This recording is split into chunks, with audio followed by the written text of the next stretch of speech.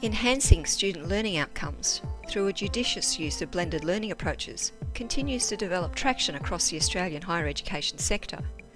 During 2014, James Cook University launched its blended learning policy and subsequently adopted a collaborative, whole-of-institution approach to developing and supporting its implementation.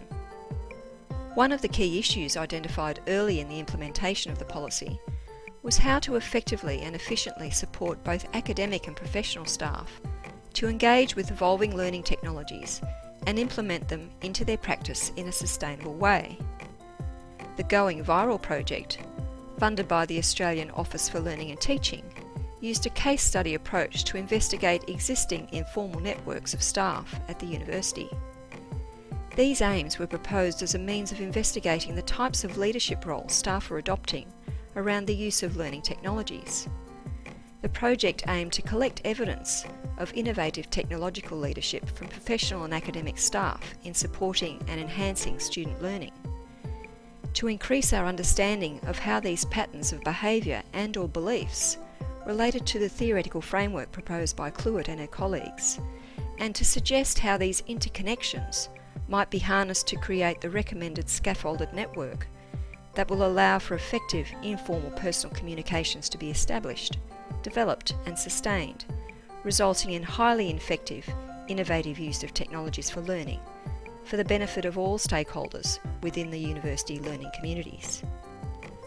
After conducting interviews and focus groups, the project team mapped each network structure against the viral leadership theoretical framework proposed by Cluett, Skeen and Pegram in 2011 as part of the ALTC Viral Leadership Project. Viral leadership was described by Cluett and her colleagues as the promotion of ideas, knowledge and skills on an ad hoc basis via informal personal connections based on mutual interest and enthusiasm. The authors identified 6 levels of infectors in the framework. These range from super infectors to edge and niche infectors. This is the structure of the viral leadership framework. Super infectors were described as key points of contact within their network and are people who see opportunities to collaborate across the university using ideas and projects as the driver. They spread their ideas virally and infect new staff. Regular infectors constitute the bulk of the network and infect a moderate number of staff. They seek to build their own skills and are largely responsible for expanding the network. Niche infectors seek specific connections in the network that support their work. They only infect or are infected by people that are relevant to them and do not connect outside this niche. Edge infectors have a casual interest in the network and are infected by it, but do not infect others. They participate solely for their own development. Surface infectors are strong advocates for the network and are active infecting new staff, however participate minimally themselves. Finally, formal infectors actively promote the network as part of their official role. It is important to note that these categories are not mutually exclusive. They describe tendencies, not fixed characteristics. For example, someone can be a regular infector in one network and a niche infector in another. 4 viral networks were mapped and named according to how their respective superinfectors describe themselves or their interactions with their network members.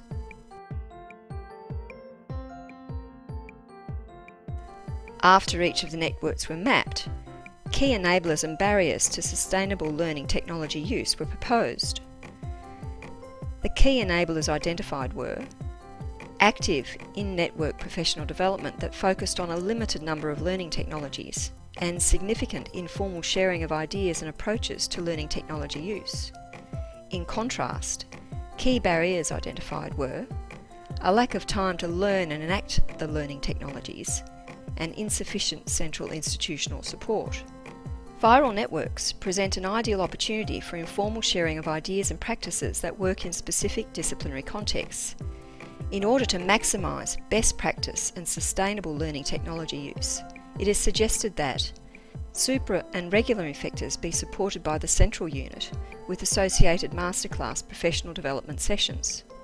Central staff attend in-network professional development sessions to make sure that the right messages are being conveyed.